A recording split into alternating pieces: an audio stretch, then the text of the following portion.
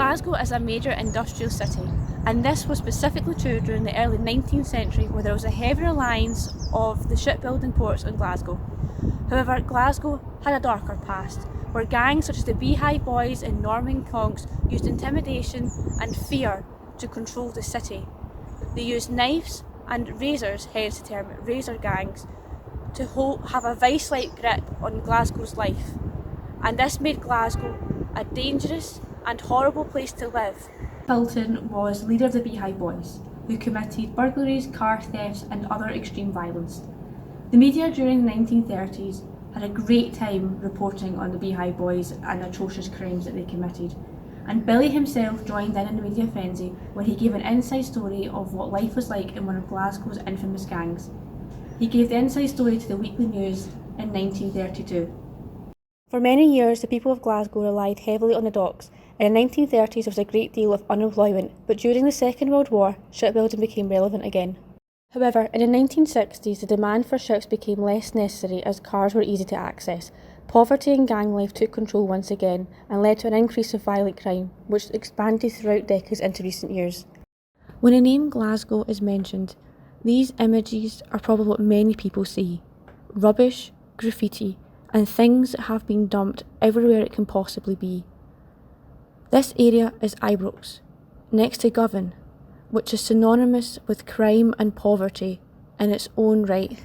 The likes of when I was younger anyway, areas that we knew about were things like, Rob Royston, Easterhouse, and kind of out in the East End. That would be kind of the area where you would be told, you're not kind of travelling as a teenager, you're not going out on a bus out to that end of the city because of things like that, whether it be robberies or boys carrying knives, girls even carrying knives, and a lot of fights and drugs. Due to some of these violent crimes being reported by the media, Glasgow gained a bit of a reputation and was deemed murder capital of Europe. It was seen as a dirty, dangerous and a sinister city. Well, certainly in the papers probably when I was growing up, so I'm in my early 40s, so I suppose I was growing up in the 1980s really. Quite emotive, quite frightening, something that was kind of lurking around the corner. That was where I would have said that the paper certainly did it, and to an extent I would have said that TV probably went along with that as well. It was as if there was people waiting there with blades that might be ready to get you in any street corner, I suppose. During previous decades, many people relied on print media to give correct statistics on violent crime within Glasgow, but sometimes that wasn't always the case. I think the Daily Record probably would have been doing in the 1980s, late 80s or the 1990s, where there was a lot of kind of misuse of statistics. And I think that was fine as well onto TV as well, but it was kind of being able to almost tar one neighbourhood as being the place that was like the knife crime capital of the knife crime capital. So you could say that 47 people were stabbed on this street or in this housing scheme in the past year. That's almost the thing, that's the kind of stuff that strikes me as being the worst. And it's almost like, I suppose the same thing kind of gets done with statistics around school league tables. And I always think that the worst stories actually are the worst, the most lazy stories, the poorest kind of journalism. It's when you're just dealing with something that without giving it any context and without giving it any analysis. So, if you apply the same thing, I suppose, that you talk about knife crime to school league tables, that you'll hear stories that this is the best school in Scotland. And you go, in terms of people passing exams, it might be the best school in Scotland. But I'm sure you could speak to plenty of people who's in that school who think it's a rubbish school. I would say it's probably the knife crime. You say, listen, this is the worst town in Scotland because it's most likely place people get stabbed in. But unless you've got a context around what that might be about, and it's probably related to organised crime or it's related to drugs, or there's an explanation behind that, or it's related to gang violence. In the early 21st century, Glasgow Police and Scottish Government decided that something had to change. There was some steps taken quite a number of years ago, but not enough. And only, I would say, in the last few years that I've seen some drastic changes. I certainly think that having a Scottish Government has made a huge difference to Scotland because we can put in our own policies. And I'd say from then, being an adult at that point, there was some drastic changes to the system, and that did help. They no longer wanted to be seen as that kind of city that was dirty and dangerous to live in anymore. Nor did they want to lose anyone to knife crime. In 2005, they recreated the Violence Reduction Unit. Murders a year in Glasgow alone, when the country was sitting at about 137. That was kind of early mid-2000s. I was, working in the night shift and all the shifts in Glasgow city centre, and success for us was getting our troops back without injuries. It was running street battles. It was almost feral street battles. Nighttime economy was horrendous. Expectation of serious assaults everywhere. Now, our young officers working in Glasgow city centre, particularly in that field of, we don't have a nighttime economy at the moment, but last year there was very few serious assaults. Scottish Violence Reduction Unit treats violence like a disease that needs to be cured. The goal is to find what is causing violence in Scotland and then develop and evaluate solutions that can help tackle such violence. When it was founded in 2005, Scotland was deemed the most violent country in the Western world, following a report by the World Health Organization of the same year. Now, Scotland has worked hard and seen homicidal rates fall dramatically and their lowest level since the 1970s.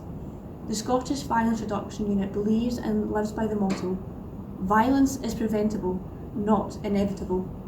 The Scottish Violence Reduction Unit made it their goal to remove the negative stigma knives had in Glasgow and turn them back into the kitchen utensils that could be bought at your local supermarket, like Asda.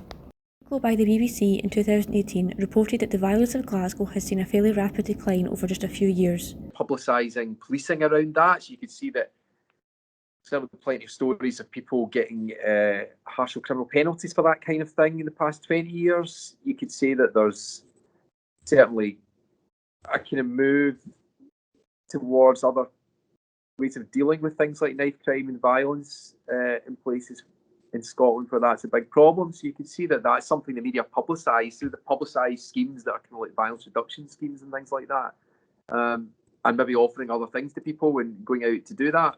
Many people have easier access to news via their phones and using their laptops. This means that many can be informed by the media of Glasgow's image and being able to put the city back on the map for better reasons. What's happening, I think you make judgments about not over covering things. So you wouldn't be covering it. You need a justification for why you're telling the stories you do in the news.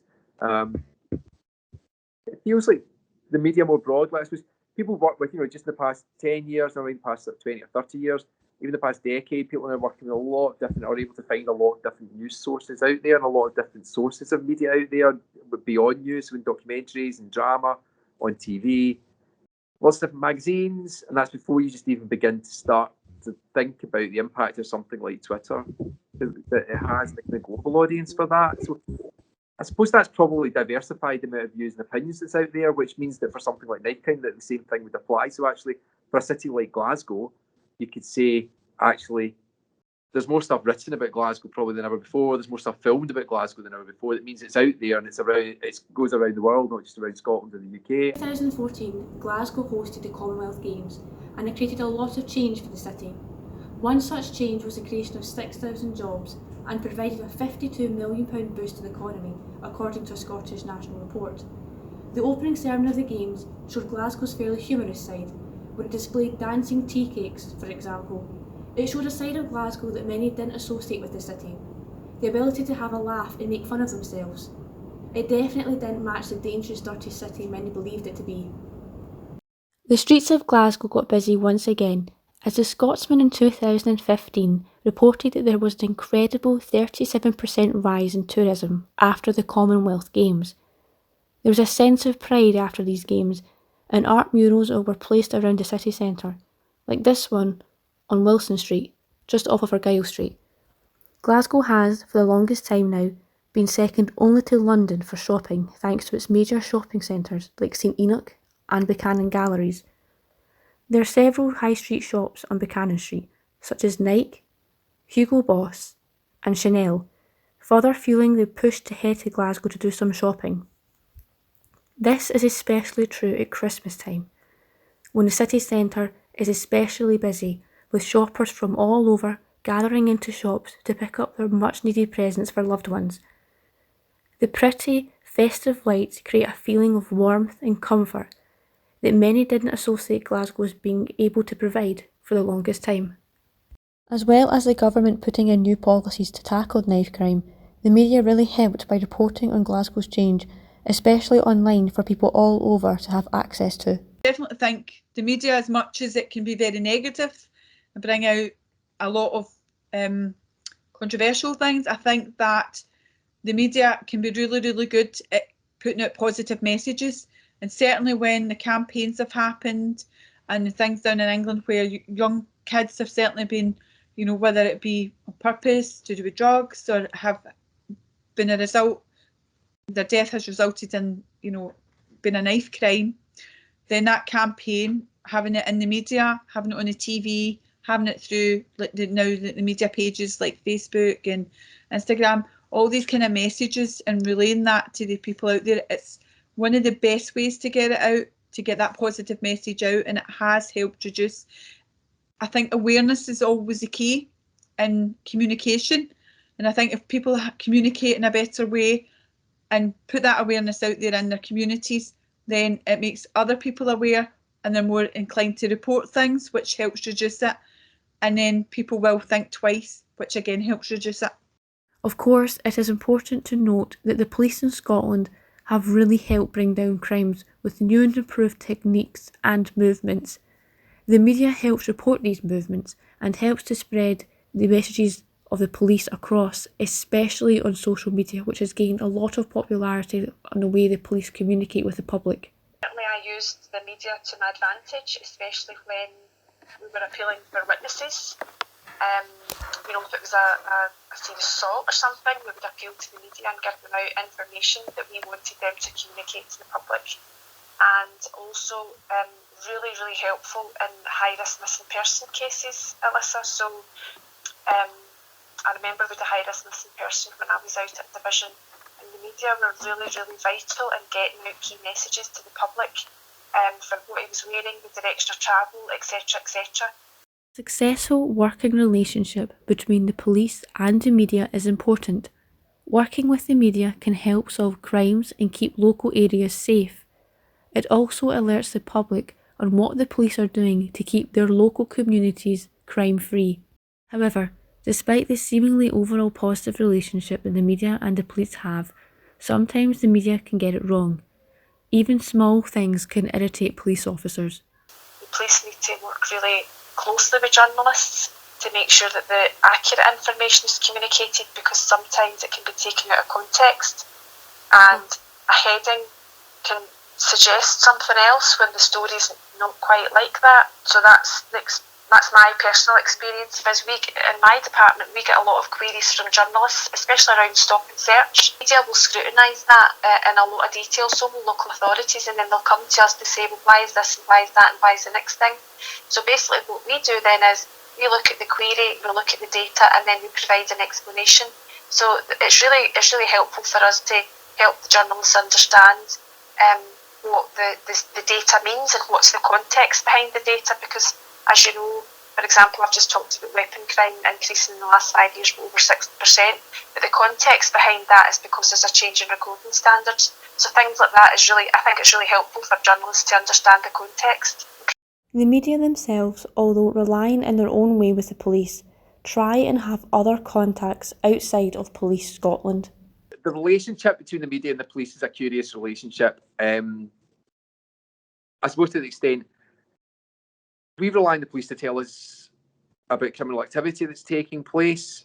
At the same time, they're not the only source of information that we have for stories, and that we treat the police probably with as much suspicion as we would treat probably anyone else, and that we would question what they tell us a lot of the time. So I don't think we have. If anything, I suspect the relationship between the media and the police is quite different from the relationship that would have existed 50 or 60 years ago. That the way we deal with the police as a media organisation, certainly at STV or at the BBC, as a media organisation, most of our dealings with the police are through press offices. So there isn't a free flow of information. The information they give out is the information they want us to know, and by fact of that, what they want the public to know about. What is the future for Glasgow like regarding such crimes? Well, It is important to get the opinions of those who work for the government, who are with the police, and the media that reports on them and educates and informs the public. For example, the government feels they can continue to tackle the issue. I know, because I work quite closely with the police, that knife crime isn't higher than it was. It has lowered, and speaking to some of the kind of youths that have been sentenced or have spent time in prisons for knife crime, they were saying, had they had that kind of early intervention when they were younger and maybe been given a different path, given a different role model, that would have helped them. So it has reduced. I think there is less people carrying knives than there was several years back. Elaine feels that the media should be used as much as possible, as they are helpful in many ways when spreading the word around and what the police are doing, what the government's doing, and just in general informing the public, as they have the right to know. Certainly through the media pages that we've got, the platforms, we should be using them to the best of our ability. As I said, I work quite closely with the police, and we've done the Drink Away programme, and that worked really, really well, getting that into communities. So I think using that and getting that into schools and looking at different age groups of where, what's happening with them, whether, what age group are the youngest ones carrying knives, and getting that out there so that takes that away. It takes the stigma away, but it also takes a stigma away from people wanting to report it. I think that is really, really important. Letting people believe that there is a safe platform to report things is one of the most important things, because a lot of people are afraid that if they report something, it will come back, they'll get caught, and they'll be caught embroiled in what's going on. So giving them that safe platform and make sure people are aware of where they can report it, and media is probably one of the most important things to do that with. The media can help prevent those that are higher risk of committing such crimes, as they can report on programmes that are being put in place, and it allows a better and more positive story to be brought forward. I suppose it brings them information about, it brings more information about their world, about their lives. It can show you positive stories, positive examples that, certainly in TV, we search for real people's stories. I think that's what most media outlets and all platforms try and do. And that we look for positive stories, and because people at home want to hear positive things, they don't want to hear that the world is just an awful place. I think that's probably the best role. I think you do bring people information, and occasionally you do hear back from viewers. They get in touch, they email, they phone, they tweet at our reporters that was great, oh, we saw that, I didn't know that was the thing. So you do hear about that. And I can think of stories around COVID, around care homes. I can think about stories for people about jobs, about training, about education, that the media's role is to tell people what's going on in the world around them, and that, there's a positive role there as well as a negative role, and that we try and balance that out in the stories that we tell. So I suppose at the moment we're telling a story about a global pandemic, about which actually most of when you start to cut through that, I'll try not to press you too much, but at the heart of that actually is that there's a real sense of hopelessness, about fatigue, about depression, about this kind of endless cycle of people in lockdown, of people losing their businesses, their jobs. I can go on, but at the same time, we look for kind of positive things to tell people. So you can talk to people about vaccination, you can talk to them about the way out of this, you can talk to people about people that are doing positive things, about people that are, whether they're writing poetry or writing songs or learning an instrument, or they're helping out their neighbours, or they're going and getting food and messages for people. That we search out positive things within that, and I think we certainly looked within that COVID story in the past year, and it's what we're still trying to do, is to tell kind of stories of hope amidst the chaos. Andrew also feels that reporting lower crime rates in Glasgow can help create a sense of pride that was felt at the 2014 Games, and can help change Glasgow's image, not just in the UK, but across the world too. I suppose to an extent it's just the statistics reflect what's going on in the world, and the media just reports the statistics. But I do think that you get a sense from being able to tell positive stories that are about crime rates going down. It suggests to people the place that I live in is a little bit better than it used to be, or is a lot better sometimes than it used to be, and that the world has maybe become a slightly better place and a less scary place. I think that's what people probably take away from that, without overanalyzing it. That's probably the most they get from that, I guess. Education plays a key role in preventing crime, as educated individuals are more likely to carry on with their education, get a good job, and stay away from those that are likely to commit crimes themselves. There are several programmes in place in schools, like Mentors for Violence Prevention, that teaches kids the importance of not being a bystander. One of the projects that I think that Scotland's success has been built on is the schools programme called Mentors in Violence Prevention, which was birthed within the Violence Reduction Unit, but over the years has gone to Education Scotland, and it's in each of the 32 local authorities, and it's a kind of peer-led programme from young people to young people, and I think that's had a huge sway.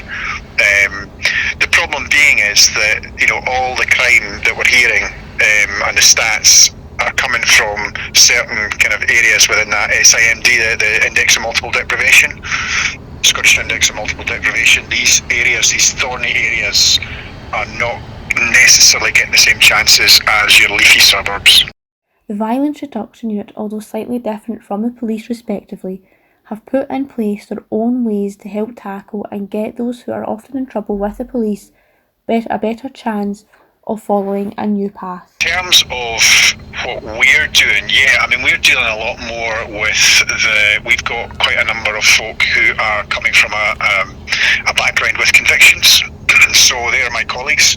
So you've got something quite unique in police and those who've been through the criminal justice system working together. And so we're doing kind of more targeted work in with some of the youth who are really they're either involved in criminality kind of age 12 onwards, or they're on the cusp of criminality and kind of almost out of control of whatever the parental control looks like. So we're doing a bit of work in kind of with that some of these young people are developing themselves alongside us. They're telling us what they want, so we're kind of delivering it. So a lot around trauma-based relationships, societal norms, what it's like to be a parent, taking responsibility for your own actions, that kind of thing. But these are all small scale. We're only able to, we're a tiny unit, and we're only doing small scale with the idea that these will be scaled up after that. Although Glaswegians make fun of themselves, it can also be their own downfall, as several well-known Scottish comedians can still joke around and talk about negative things that Glasgow has been linked with, such as the Glasgow smile. However, Alistair thinks that Glasgow has changed, and for the better, especially in recent years. I think still comedians who are older, in like Billy Connolly and Kevin Bridges even, they give the wrong impression of Glasgow, I think. I think they're thinking back to 20 years ago, 30 years ago, where everybody was walking around with a big scar across their face with that Glasgow smile, the Glasgow kiss. I think Glasgow's a vibrant, cracking place, and if you canvass the vast majority of Glasgow people, they're living okay. You know, they're really living okay. So I think that Glasgow's got a long way to go to get rid of that historical reputation. But, you know, the fact we had the Commonwealth Games and it was such a success, I would suggest that Glasgow has absolutely wiped that off, but not with everybody. Do you think that Glasgow could actually become, basically a great wee place to live in the future, and maybe lower that bad reputation of being a murder capital of Europe? Well, I would say I would even change the word and saying it is a great wee place to live. I bring my family up here, and I think it's a great wee city. It's safe for my kids. I think the vast majority of people in Glasgow wouldn't know that we were the murder capital at one point. No, it wouldn't. It's just not in their vocabulary to even think that way. You know, they drive into work. I'm talking normal times, not this nonsense we're in. They drive into work, they do their work, and they come home, and life's okay. And they can get out to the countryside if they want. They can go to the parks in Glasgow. They can go to the football in Glasgow, all that kind of stuff. The level of fear is not. Most people, I would argue, in the kind of Greater Glasgow area don't know there's that much crime going on. Elaine has her own opinion of Glasgow, where the term murder capital of Europe came from, and what Glasgow's future should and potentially could be like. I think probably if you look at a lot of films and programmes, people still believe that. And I think it is just because whether it was in media or in newspapers.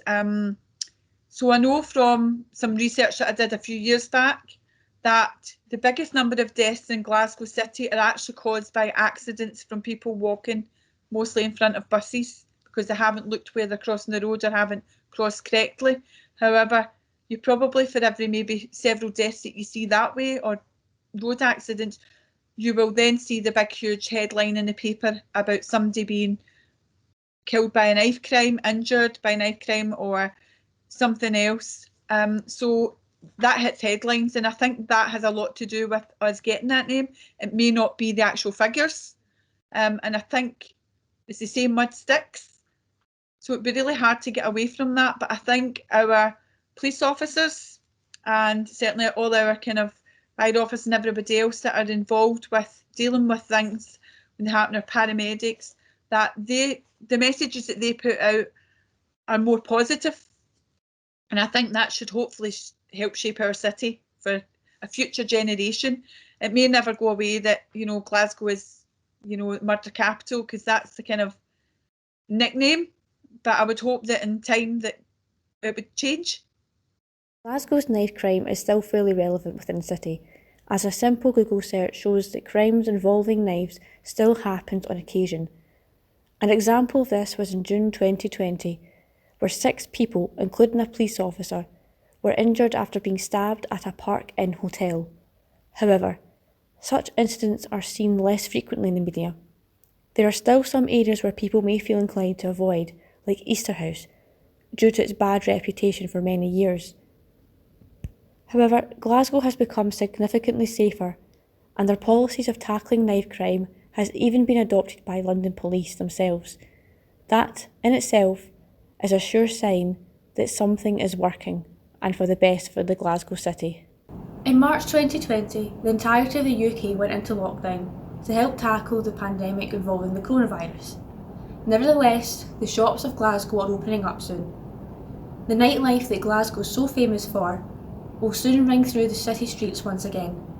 If you would like to visit Glasgow, you're more than welcome to, as Glaswegians pride themselves as being funny and accepting of all those from different backgrounds and all walks of lives. There are many sights to see in Glasgow, so if you want to visit Glasgow, please do so, as Glasgow's become a safer and beautiful city that everybody should enjoy.